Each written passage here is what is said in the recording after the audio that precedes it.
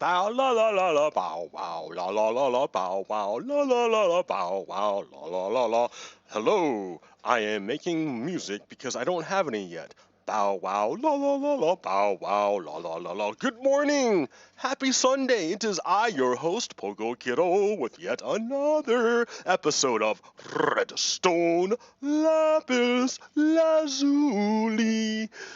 Good morning. Hello. Hi. Yeah, I made it here again. Believe it or not. Like, it's happening. I wonder sometimes. but yet I find myself here yet again. How many years has this been going on? I think it's over 3 years now. That's crazy. That's crazy. Like, when I started this, I never thought I would be able to do this every Sunday for 3 years. That's wild. What compels me? What is this? So yeah, I am really sick of sticking around my base. I know that I'm gonna delete chunks and everything, but I'm really tired. I'm really tired of hanging around my base because I'm only gonna keep this, and then way over there the Guardian farm, and that's it. Everything else is gonna be deleted. So like, I live here on this little island, and I don't really know what's beyond my ocean. So I should look at it so I can see what I can find and what will change. That way I can have a before and after terrain generation of 1.6 and 1.7. So which quadrant should we explore? I like this one because it's a brand new continent. So I don't know what's over here. So let's check out the south southeastern one. So that's this one here, that first one. All right, let's go check this out. Ba ba da ba da ba. We'll do this for a little bit, and then we can start talking about stuff. But for right now, I have to kind of improv it because I can't rely on my slides, my graphics.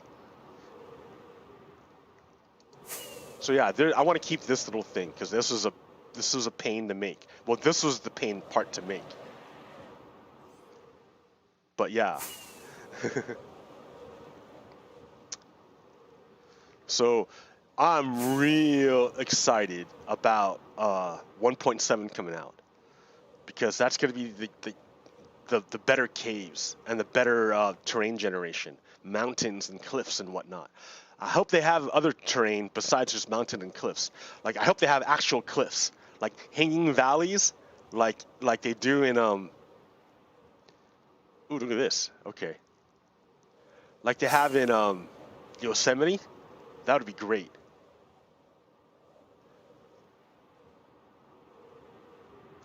Oh yeah, check this out. All right, nice. Okay, so that's the end of this side of the ocean.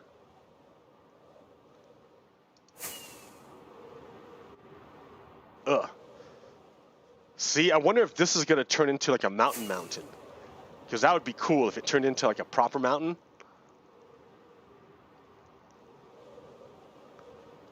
Then I wouldn't have to go so far to go see the new terrain.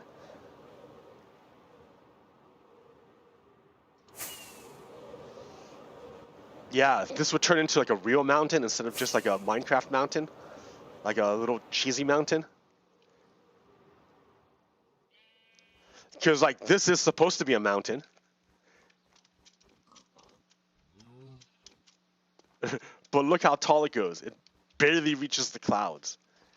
It doesn't seem like a real mountain to me.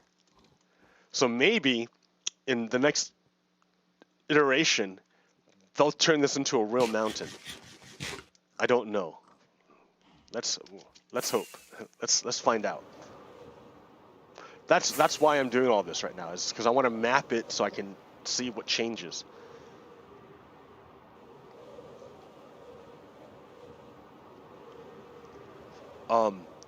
Prince Philip is dead. Prince Philip. That guy, I heard, was one of the OG colonizers. He was like doing the colonization, like conquering people and taking over their land. Oh man, this lag is terrible.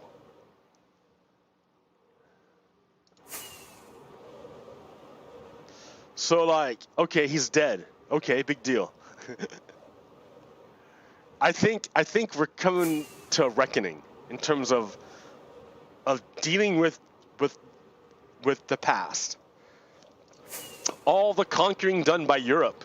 See, that's a mountain, dude. That's gonna be a mountain. This better be a mountain, like an actual real mountain, and not like a cheesy mountain.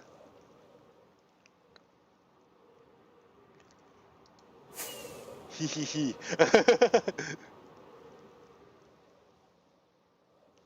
But look how slow the terrain generates. Oh, geez. I hope they also improve the optimize the terrain generation, because look at this. It's just like awful.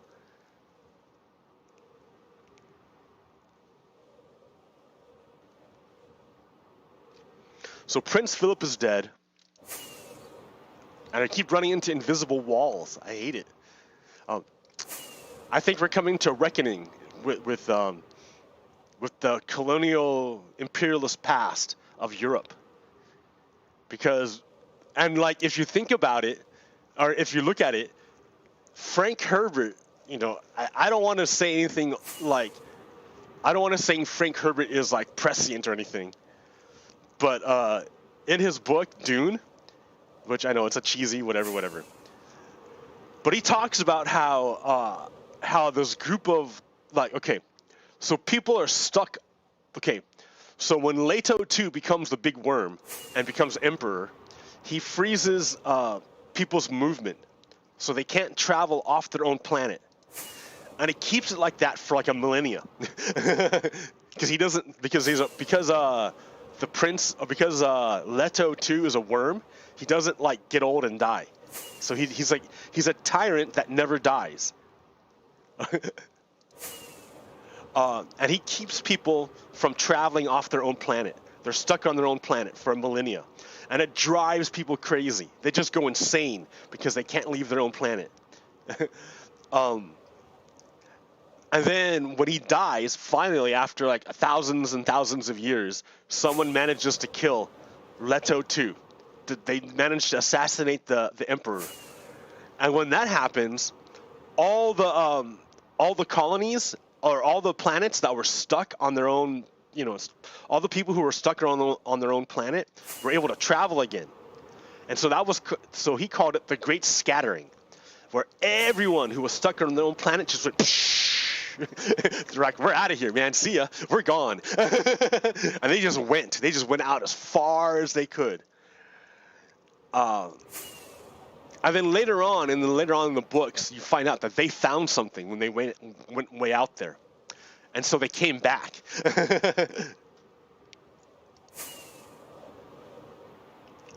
And when they came back, they came back to settle scores with the old empire. So I thought, oh, that's pretty interesting. Isn't that what's kind of happening now with what's going on here? I mean, look at the kerfluffle with Meghan and Prince Harry. Yeah. Because she wasn't Lily White, she got a bunch of crap. And I guess that was the same thing with his mom. It's like the royal family can't deal with it. They can't adapt to the modern age. They can't do it. They're screwed. So they're showing that they're outdated as an institution, the monarchy. And I think the monarchy needs to go. But to go, it needs to reconcile and deal with its past, with its imperial past. The United States has the same issues that we have to deal with. We have to deal with our past as well. So, and then in France, the same thing, right? The right-wingers want to call it Islamophobia and don't want to talk about it. But it's coming up. It doesn't go away. What's done is done and can never be undone. It's gonna come back. You're gonna have to deal with it. It's a part of your history, France. It's a part of your history, England. It's a part of your history, United States. You got to deal with it. If you don't deal with it, you can't advance.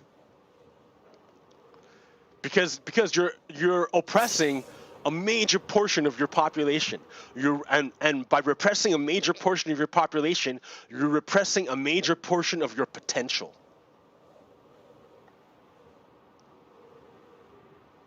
So Einstein and his contemporaries, they knew what was up. Right? They recognized, Einstein's big contribution, well, amongst other things, was his theory of general relativity. Where he started talking about things in terms of frames of reference. And how things, you have to study things in terms of their relation to one another, their relationship. And it's weird to think about, but it's a nature, it's a part of reality, an aspect of reality that ooh, make sure my wings aren't breaking. Okay. It's an aspect of reality that we have to study, we have to deal with, we have to know, we have to take into account. If you don't take into account, then you don't get the full picture. Then you're blind. So Einstein and his contemporaries, I don't know everyone. Well, their big thing was like the theory of relativity. Everything is relative in terms of the frame. And that was like massive thinking. And we think about it today, and that's like, well, duh, it's obvious, right? Of course things are relative to one another. But for some reason, it wasn't obvious back then. Ooh, Savannah. I gotta remember this. Okay.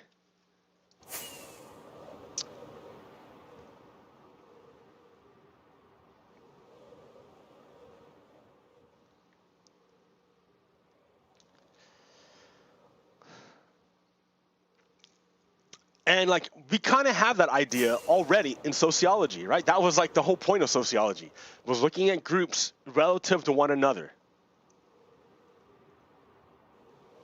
I haven't found any villages. That's kind of crazy.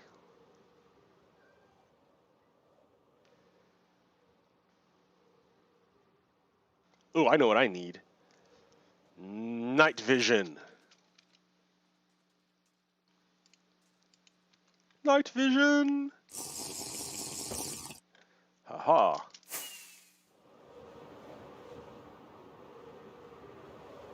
Ooh, a swamp.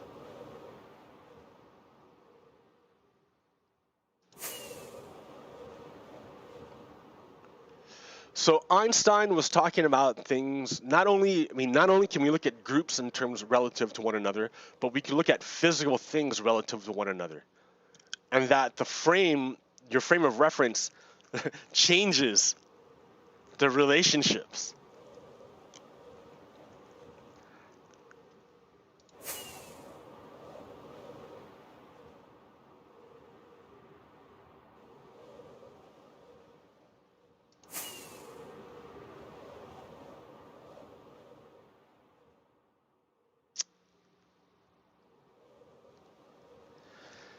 So yeah, filling in the map.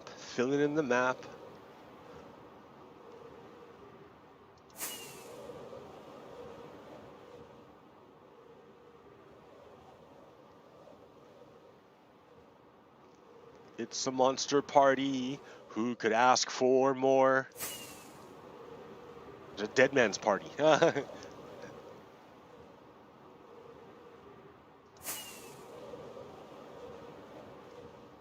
Don't run away, it's only me. Man, I'm old.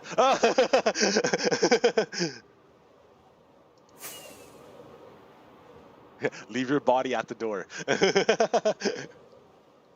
Oh, that's a temple.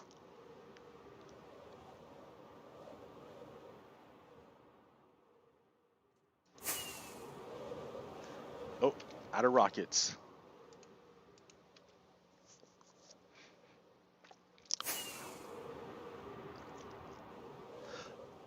So yeah, in a way, relationships are more real, are just as real as everything else.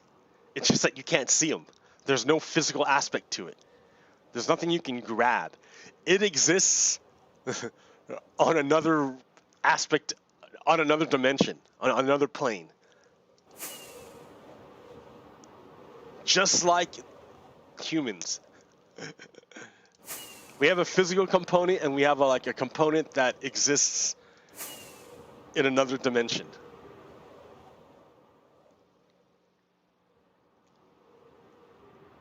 Oh wait, there's a spot right there I haven't gotten.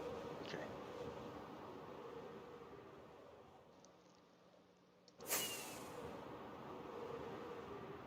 How my wings doing? Halfway, okay.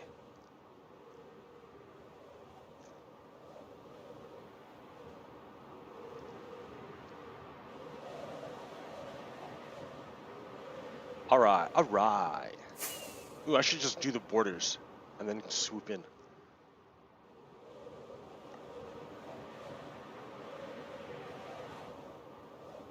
Hey, ice. Good.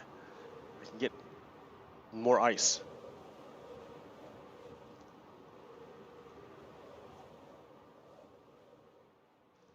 Ice next to the desert. How funny is that?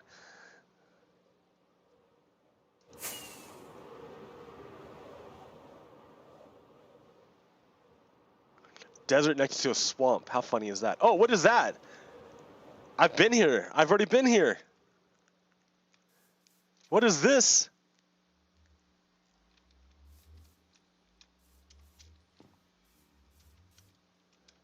I've been here before. Where does this go?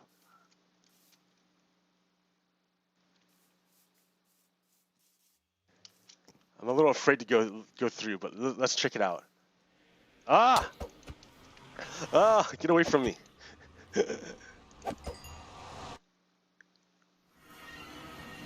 Eh? What? Where is this place? Like, obviously I've been here, but like, what is this? I have no idea.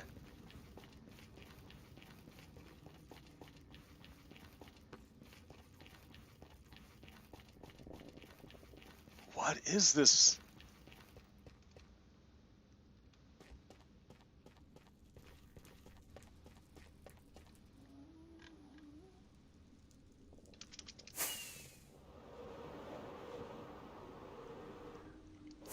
There's train tracks. Ow. Oh! I'm glad there was no lava.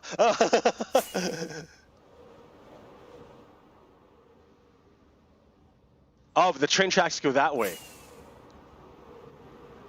So this goes somewhere else.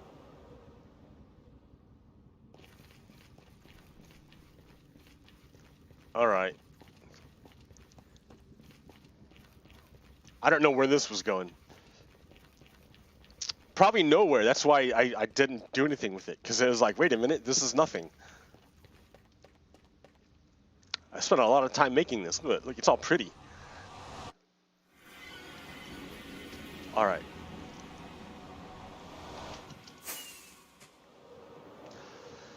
So Prince Philip died.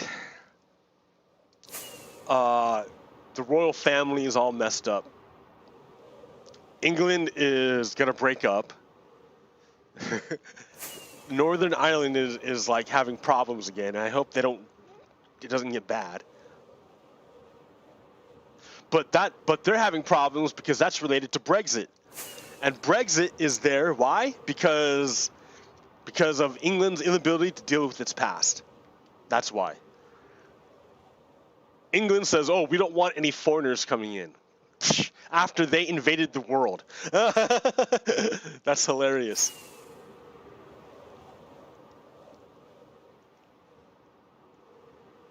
That's hilarious.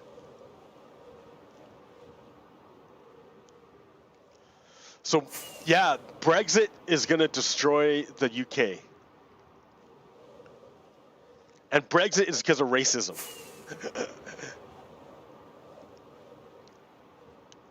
And England's inability to deal with its past. I mean, the reason why Brexit went through was because of England's inability to deal with its past.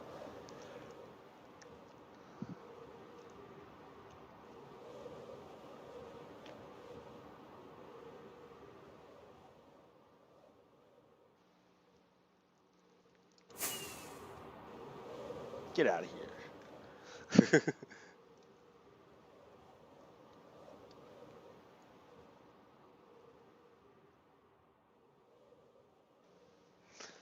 And that's going to be our downfall, if we can't deal with our past. England should be a warning study for the United States. If you let racism, I'm like, oh, that's night vision going away. If you let racism go out of or unchecked, it will destroy your nation, like it's doing to the UK. Oh, it's hella dark. This sucks.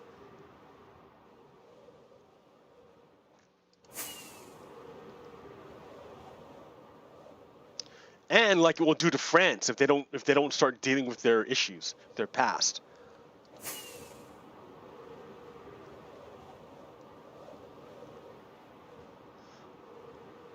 Let the sun shine in.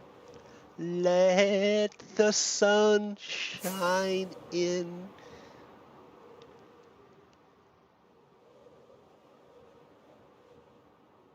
So after I make these maps, I'll freeze them, and these will be the pre, or the 116 maps, and then I'll do this again with the 118 or the next maps. Okay.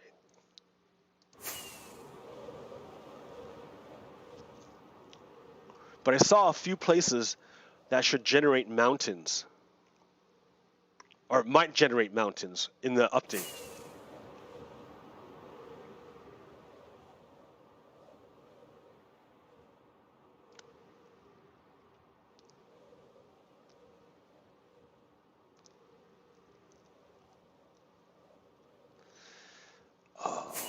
So yeah, what else can I talk about briefly? Oh yeah, the Derek Chauvin trial, dude. That guy. All right, so the Derek Chauvin trial is going on, right? At the same time, and then we hear about how Derek Chauvin is a piece of shit, and how he murdered George Floyd, and then you have the defense lawyer trying all sorts of dirty tricks to appeal to racism and everything else in order to get the police off the hook, right? And maybe in the past that might have worked. Ooh. But I don't know if it'll. I don't think it'll work anymore, because states are starting to like get rid of their qualified immunity, which is the law that gives the police the ability to like do whatever they want without repercussion.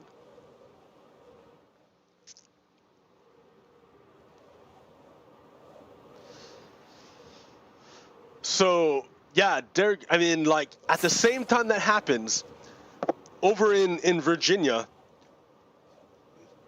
some police pulled over an army lieutenant who was a black American, and he was in his fatigues, and he's a lieutenant, and he just bought a car, and the police pulled him over and like pepper sprayed him and made him lay on and held him at gunpoint and like degraded him. Like it's obvious the police are broken. We're watching this trial about how the police have been doing this evil, awful stuff for so long that they feel like it's nothing. And then we see it happen again while the trial happens. Like police really feel like they're immune to things, to the law.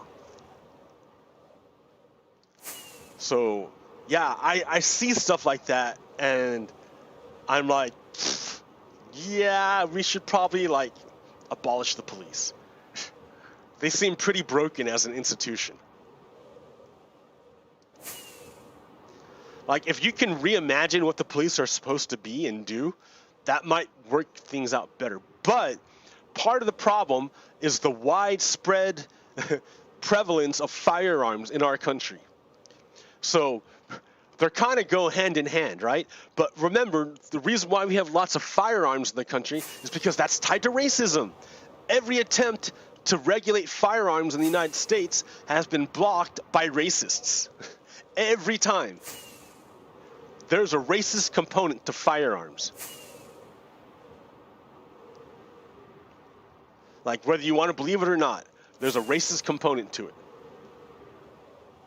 And so, yeah, you have these militarized police because they say, oh, yeah, because there's so many firearms.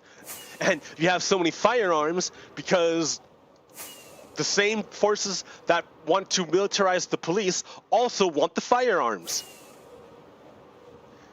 And the same forces, the same groups that want the militarized police and the firearms are also racists. It's all tied together. It's all tied together. Just like, I just don't understand why people don't get it. All right, time to go home. Fill this quadrant.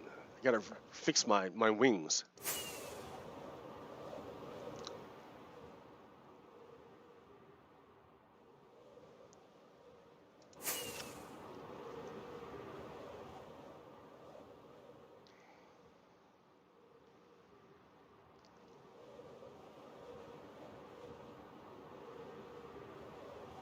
That's kind of cool. I like that big swamp in the upper right part of the map. I'm kind of in the way. You can't see it, but here, let me move me out of the way. Okay. In the upper right part of the map, like, there's a swamp there, and the ocean goes into it pretty deep. It's pretty neat.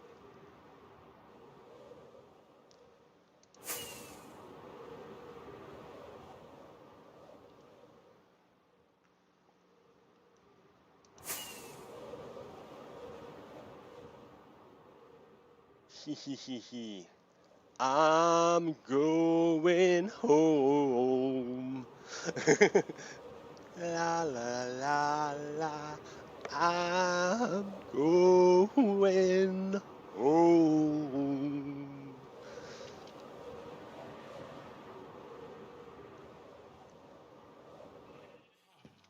And the nice thing about this is that the other map has already been filled out. How nice. So I can put this map away.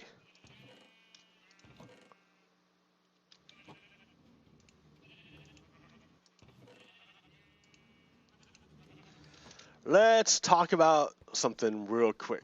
Let me pull up stuff. All right, I was talking about relativity, the scattering, nations dealing with their history, the correlation of firearms, police brutality, and racism. I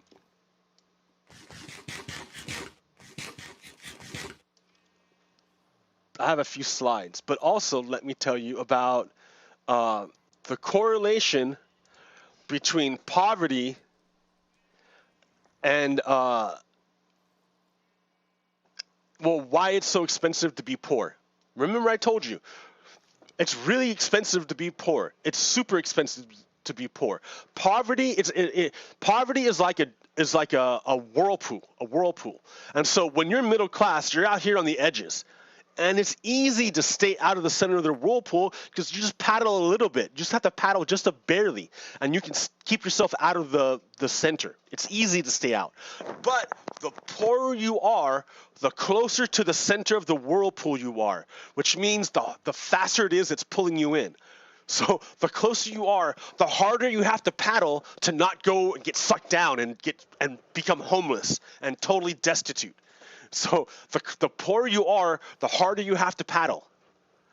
And it gets ridiculous. So let's look at this. Let me show you how that works in the real world. So let's talk about overdraft fees. You know, overdraft fees. The fees you pay when you write a check and you don't have the funds in the bank to cover it. So the bank will pay the money, but then they'll charge you an extra $35 on top of whatever your check was for. So you have to pay whatever the check was for, and then on top of it, another $35. Even if you overdraft by like $1. Oh, you overdraft by $1. Okay, $1 plus $35. And then there was a fee to use the ATM. So that was, that's 25 cents plus $35 on top of it. Like, it starts piling up. It's ridiculous. For a fee, typically $35, most U.S. banks, 84% of the largest, allow consumers to overdraw their accounts when they lack sufficient funds to cover a transaction. The Consumer Financial Protection Bureau, the CFPB, found that the median transaction amount of purchases that generated such a fee was just $50, and for debit card usage, merely $24.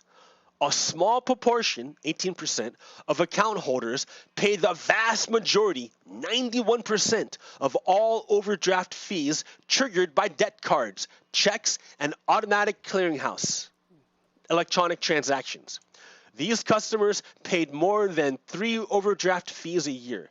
So about 18% of people who make overdraft charges, 18% are responsible for 91% of all the overdrafts. So a small sample of a small group of people is responsible for a huge chunk of what happened, of the costs. So why is that? Let's look at this. This comes from the Pew Charitable Trusts from 2016. Thank you, guys. All right. Oh, dude, I'm in the way all the time. Half of heavy overdrafters paid 6 or more overdraft fees in the past year. Half of heavy overdrafters incurred 6 or more overdraft fees annually. And it is extremely costly for consumers. A limit of 6 overdrafts a year would save the 42% of heavy overdrafters who incurred 7 or more fees in the past year a median of $210 annually. So if you just limit the overdraft fees to 6 times a year, you would save people $210 a year. Remember, it's the same people who are making these overdraft fees. Why would you make overdraft fees if it's the same group of people? Because the same group of people are poor. They're poor. They don't have money. That's why so they're using the overdraft protection as like credit, as a really shitty form of credit. Like, I can't get by and I can't afford a credit card, but I can do this overdraft fee. Sure, I have to pay extra on top of it, but it'll get me by for right now. That's awful. Talk about like it being expensive to be poor. Holy crap.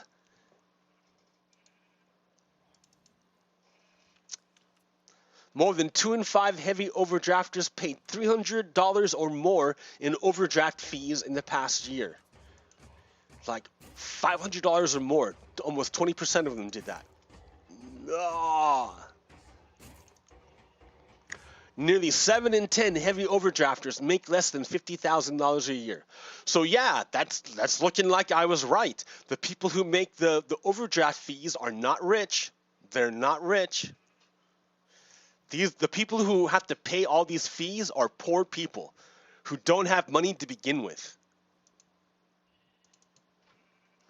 Nearly a quarter of heavy overdrafters pay the equivalent of 1 or more weeks of wages in overdraft fees. That means people work 1 week of a year just to pay fees in overdrafting because they're poor. So they're poor and they have to pay a fee for being poor. So that keeps them being poor. Do you see that? What if you had to spend a week worth of pay just on fees for nothing, just for fees? Like, that would kill you. That would hurt real bad. And it doesn't help the economy. Let me tell you, that's not helping the economy at all. I mean, if you have kids, that's a week worth of wages that could have went to helping your kid out.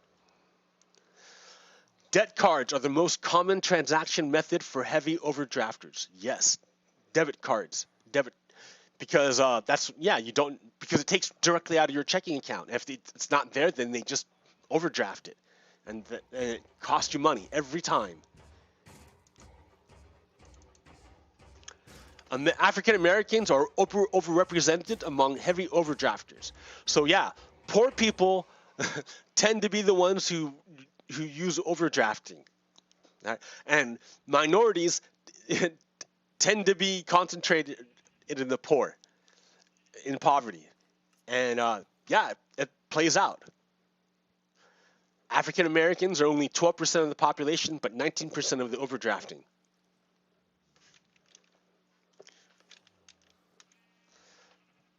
%70 of heavy overdrafters are employed.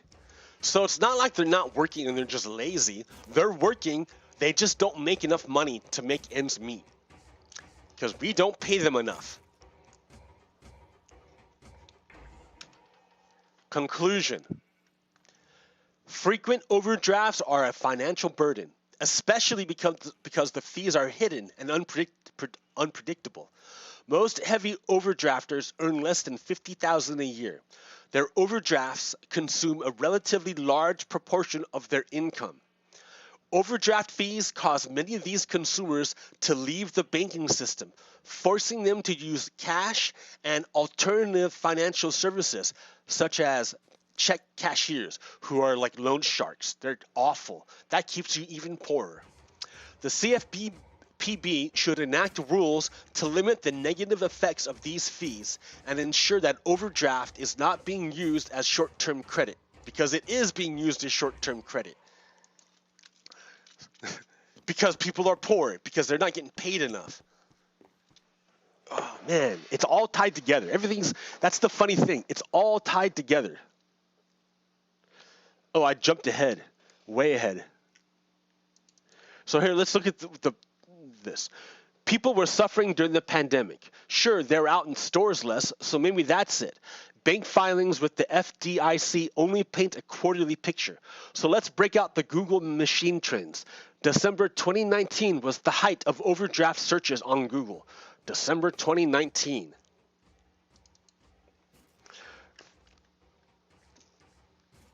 So here we got December 2000 or January 2004, 09. That's the financial crisis, and that's when overdraft searches started going up, right? During the financial crisis, and then went back down, and then I don't know. When was coronavirus? When did that start? December 2019. So it looks like it was going down. I don't know. When did it spike? I don't see here. I don't see what you're doing here. Makes sense. People get hit by overdraft fees. Research says that 10% of people pay the majority of fees. So they go online and search how they can deal with overdraft fees. Here's what it looks like on Google since December to now. Oh, okay. So here was all the time, 04 to just before December, right? It was going down to about, what, 60? And then here's where it went, December. Then it went back up from 60 up to 75. 100%. People were searching about overdraft fees a ton around January, February of 2021. That's weird. Or maybe that's March, April. I don't know. No, that's April. So that's the beginning of the pandemic. And then it goes down, and it starts creeping back up, and then they give the funds again. Then we get hit with funds again. And then, I don't know. So this is what it looks like on a bubble graph, so you can see the trend lines better. This shows just how important the stimulus payments have been to families. Big drop after CARES climbs until after December. So the CARES Act, the searches for overdraft fees goes down. Then it starts going back up, and then the next stimulus comes in. It drops down again. So stimulus, when you show it in relation to overdrafts as a proxy, shows how important stimulus was to poor people because they stopped people from overdrafting.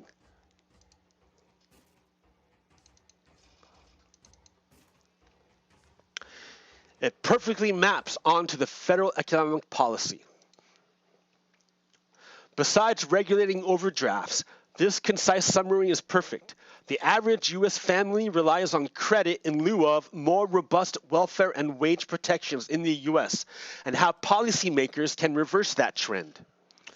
This thread from ComBiz showing the relationship between federal COVID relief and overdraft fees, the relationship.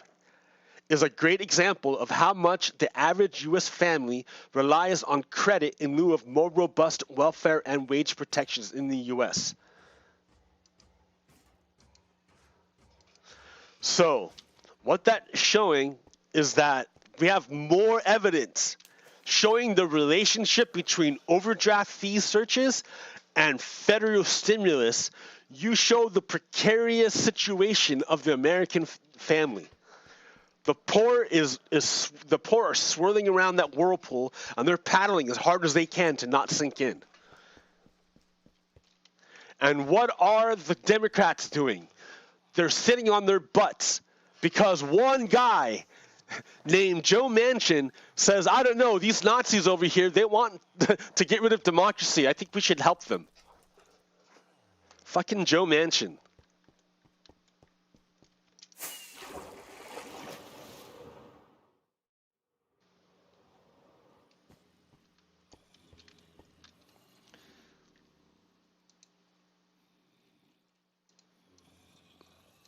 Oh, I lost it.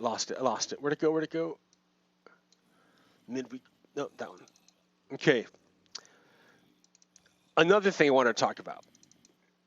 Y'all remember way back when I talked about okay, so up in Portland, there was that guy, Aaron Danielson, who was killed. He was a right-winger. He was a Nazi. Aaron Danielson was a Nazi, and he was going to attack Michael Reynolds and his friend with pepper spray. He attacked him with pepper spray.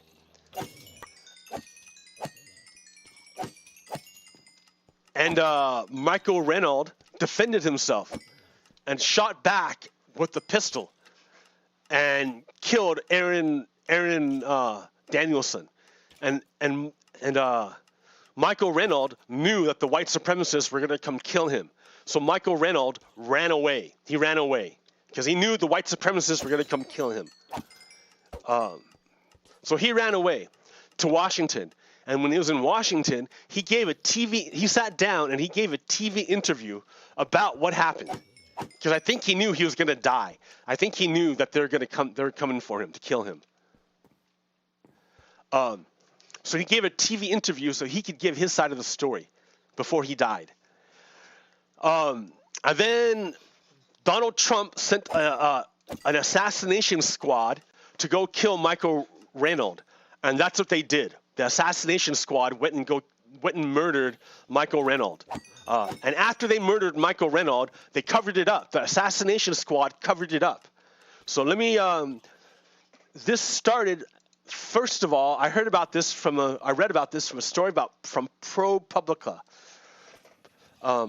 This was the first. They're the ones who told me about the story first. From Brian Denson and Conrad Wilson from Oregon Public Broadcasting, October 13th, 2020, back in 2020.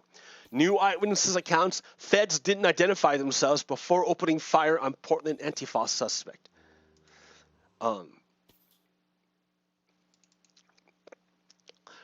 So they say there was no drop your weapon or freeze, no police, no warning at all.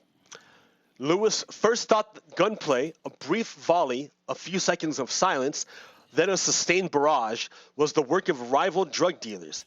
They just seemed like trouble. It was an 8-year-old later on. But he had not yet spoken to Thurston County detectives. Investigators did interview his 8-year-old one day, his 8-year-old son. They didn't talk to him, but they talked to the little boy. Now, wait. Before I get to that part, let's look what happened, right? ProPublica made a video of this. So let's watch this ProPublica video.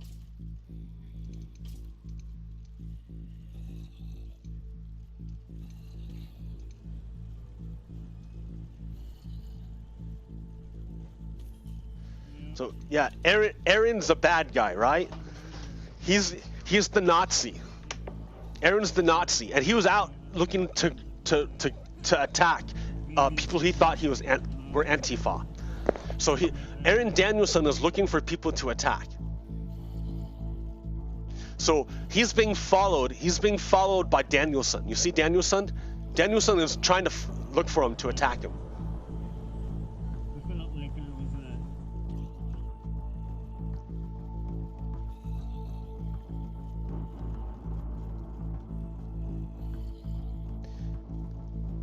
Yep, he's hiding because he knows he's being followed by Nazis.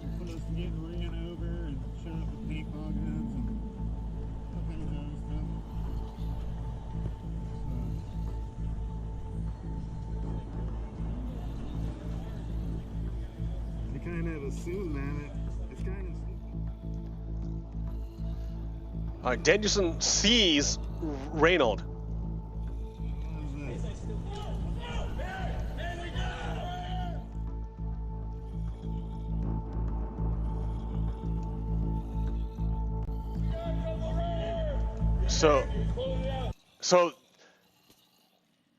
So that guy saying, "Hey, we got a couple right here," is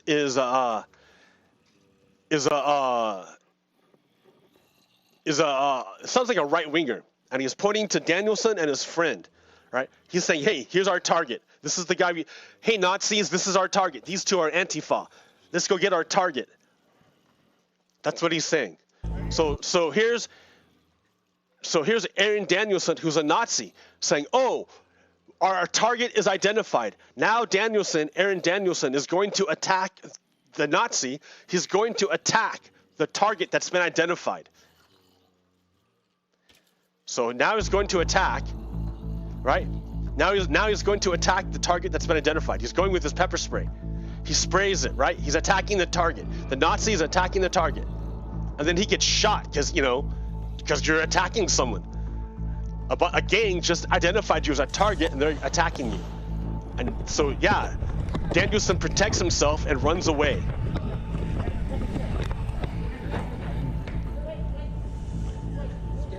So Danielson protected himself and he ran away.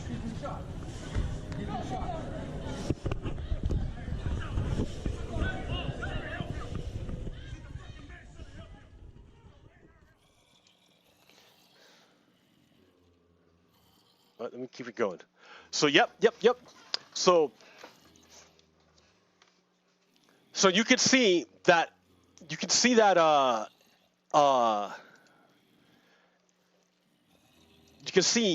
Michael Reynold was defending himself from a Nazi gang that had identified him as a target for attack. And Aaron Danielson heard the call, the target being called, saw the target that the Nazis wanted to attack, and Aaron Danielson, being a Nazi with his weapon, went to attack the target that was called. And Michael Reynold defended himself. Okay. All we had to do was take Michael Reynold to court and put him on trial, and we would have seen this evidence and said, yes, the shooting was justified. It was justified. Michael Reynold was defending himself. But remember, who was in charge at that time? Donald Trump, the Nazi, the fascist, the enemy of the United States. So we had a tyrant send a hit squad to assassinate Michael Reynold to make sure that he did not go to trial.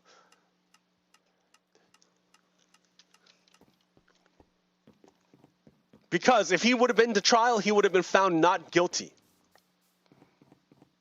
And Trump couldn't have that. Trump wanted to kill the enemies of the Nazis. Trump is a Nazi. So we see that, right? And ProPublica already did a story saying, hey, wait a minute, it looks like Michael Reynold was assassinated. Well, just the other day, the New York Times did another story that says about the same thing. But now it's the New York Times, and not just ProPublica. Now it's the New York Times. Because now they figured out, oh, the cops are lying. The hit squad did a cover-up. Let's look at the cover-up that the hit squad did. So we're going to look at the cover-up. How Donald Trump and the U.S. assassination squad covers up its assassination. So this story is by Mike Baker and Evan Hill. So last week, local investigators concluded a months-long homicide inquiry with the announcement that the activist, Michael Renaud, had most likely fired at authorities first, effectively justifying the shooting. While investigators found a spent bullet casing in the back seat of Mr. Renaud's car and pointed to it as evidence he probably fired his weapon, the handgun they recovered from Mr. Renaud had a full magazine. According to the gun was also found in his pocket. So it had a full magazine and it was in his pocket. The federally organized task force, the Donald Trump organized task force, the assassination squad, like there was no but where it happened in Thurston County, the sheriff's office was not involved. So it was a foreign task force, a federal task force. There was no local coordination whatsoever. He didn't talk to the locals. They just went in as a gang, as a hit squad. So there was a federal hit squad to go kill him. While investigators could not conclude for certain that Mr. Renaud had fired his weapon, he said it was highly likely. But one of the witnesses that Thurston County investigators relied on to reach their conclusion that Mr. Renaud had fired his gun was an 8-year-old boy. His father, Garrett Lewis, who had rushed to his son's side at the time of the shooting, has consistently said he believed that officers opened fire first without shouting warnings. Of the two other witnesses who investigators cited to support the conclusion that Mr. Renaud fired his gun first, one did not see it happen, and the other was not sure. So they have nothing. They have the officers have nothing. They found a casing in the back seat of his car and said, "Oh, that's why we shot him, because we found a casing in the back seat of his car." So wait, keep going though. But this is a cover-up, is what I'm saying. So Officer Michael Merrill of the Lakewood Police Department decided to move in and gunned his Ford Escape toward Mr. Renaud's parked Volkswagen Jetta. No video has emerged to show what happened next. A murky mix of sometimes contradictory information has been used to explain it. None of the officers wore a body cam, nor were cameras mounted on their vehicles. One of the officers on the scene, a deputy U.S. Marshal named Ryan Kimmel, who did not fire his weapon, declined to provide a statement during the investigation. So the one guy who didn't shoot wouldn't give a statement about what he said, what he saw. The one guy who wouldn't shoot wouldn't give a report about what he saw. That sounds like a cover-up. James O'Leary, Olele, a Pierce County Sheriff's Department in the passenger seat of Officer Merrill's Ford Escape, said that as the law enforcement vehicles pulled up and officers announced themselves, no, but that's the thing. Witnesses said that they didn't announce themselves. How do you announce yourself when you gun up a car straight up to someone and you're inside the car? How do you announce yourself? We're the police department, from inside your car? No. Say. Mr. Renaud was in the driver's seat of his Jetta and made moves with his arms, consistent with the moves that someone makes when they're attempting to grab a gun they have on their person. So remember, Michael's gun was in his front pocket. So he's in the driver's seat, right? So when, do you remember getting your phone out of out of the front seat of your pocket? Remember what that's like? So this is what it looks like. This is what the officer said he saw. Oh yeah, I saw Michael Renaud do this. Right, that's what he saw. He saw, because you have to stretch out to get into your pocket, right? So he saw him stretch out, reach into his pocket. Okay.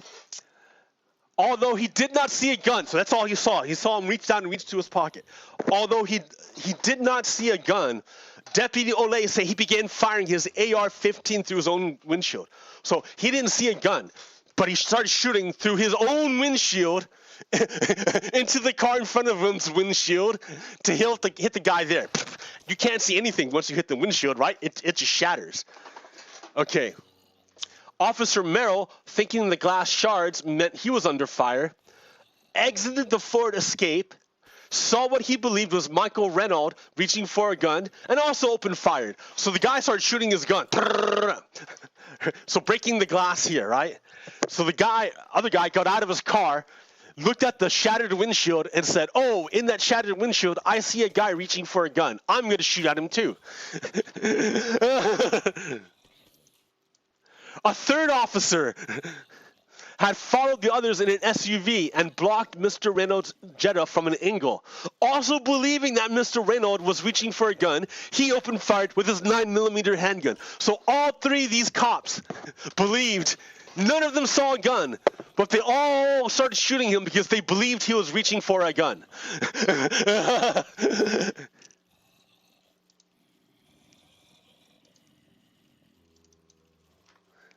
Okay. As the officers unleashed a hail of bullets, a total of 40 in all, Mr. Renaud exited the Jetta. He did not die from 40 bullets being shot at him. He got out of the driver's side, ran for cover behind a parked truck behind him. The three officers reported that he was continuously reaching around his waistband or pocket, right? He was continually reaching around. He was continually doing this. Continually.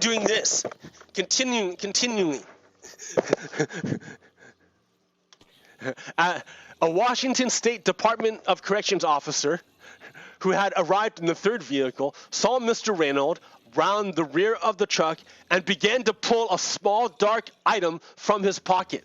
That officer also opened fire, and Mr. Renaud fell. Okay, so remember, they found the spent casing in the back of his car. They found his gun in his pocket. They said he shot first before they started shooting. So that means that means all the officer gunned his car to right in front of Michael Renaud's car. Michael Renaud reached in his pocket, took out a gun, shot out his driver's window or out the passenger window because they didn't find the bullet. They couldn't find the bullet. So he did that, right? All the officers started shooting at him. As he was being shot at, Michael Renaud put the gun back into his pocket. After he put the gun back into his pocket, he got out of the car and ran.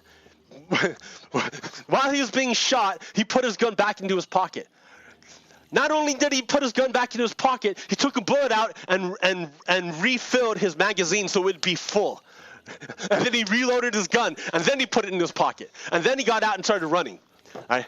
And then, as he started running, he decided again, now I'll reach for my gun again. And then he dies. So, to believe the police, you have to believe that Michael Renaud shot a bullet, not toward the police, but out of the side of his bullet, reloaded a bullet into his magazine so it would be full, reloaded his gun, put his gun back into his pocket, left the car, ran to another car, and then decided to take his gun out again. But failed because they found it in his pocket, full. In other words, they're lying. They're lying. It's a bunch of lies. Although no officer said Mr. Renaud shot at them, only one described him raising something that might have been a gun. They point to a spent shell casing they found in the back seat of the Jetta that matched the handgun found in his pocket. Investigators never found a bullet matching it. All of the gunshots that pierced the Jetta's front windshield were determined to be incoming rounds fired by officers. They said he shot away from them. The final report also does not address the fact that the handgun's 6-round magazine was still full.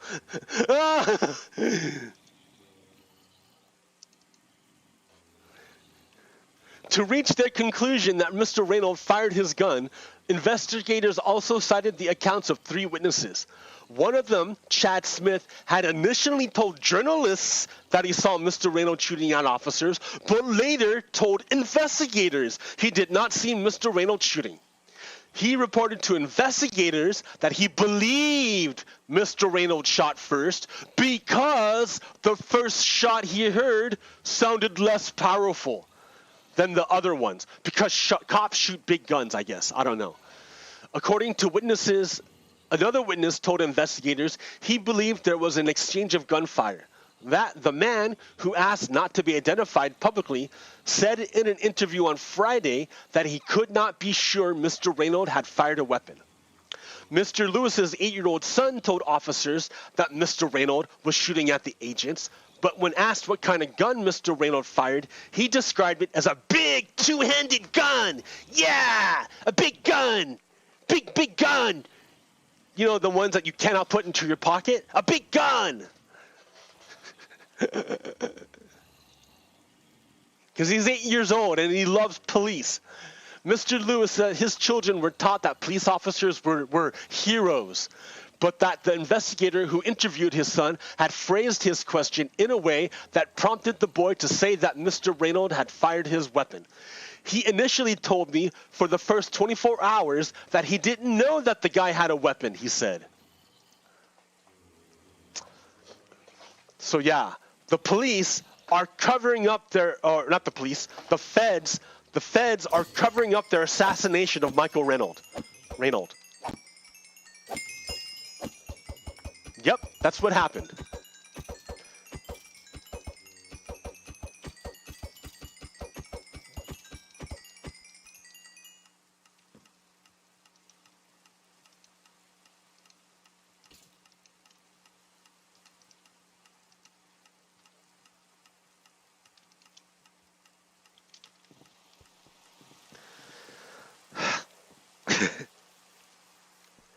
Like that actually happened. The U.S. government assassinated one of its citizens to help Nazis. To help Nazis, they assassinated one of their citizens.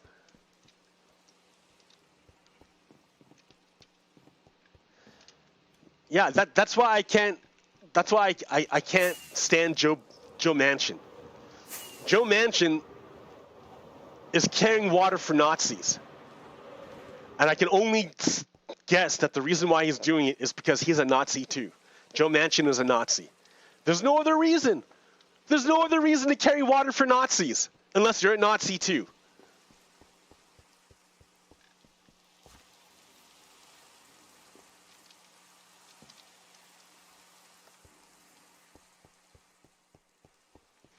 The assassination of Michael Reynolds is an example of rule of power and not rule of law. Under Donald Trump, it was rule of power, where Donald Trump could kill whoever he wanted because he's above the law.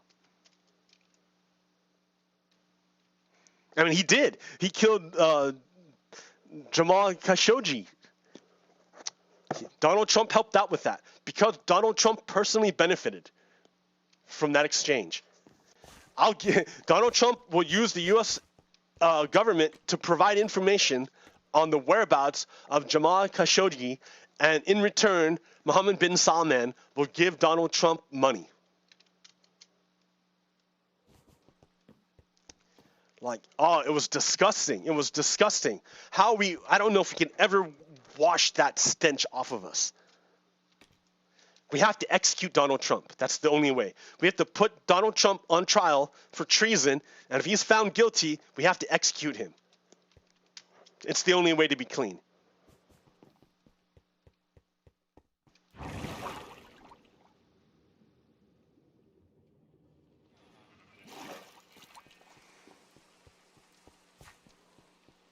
Yeah, we need to deal with our history. But it's not just us. All the colonial powers have to deal with their history. Until they do, they cannot advance. And they're going to destroy the world. I mean, climate change is going to wreck everything. Until you deal with your history, we're going to all die. The whole planet's going to just collapse. Deal with your history. Deal with your nonsense. And when you do, you will unleash amazing potential. It'll be amazing. There's so much beauty and just out of reach. Just out of reach. Oh! All right, until next time, America. Hang in there. All right, peace.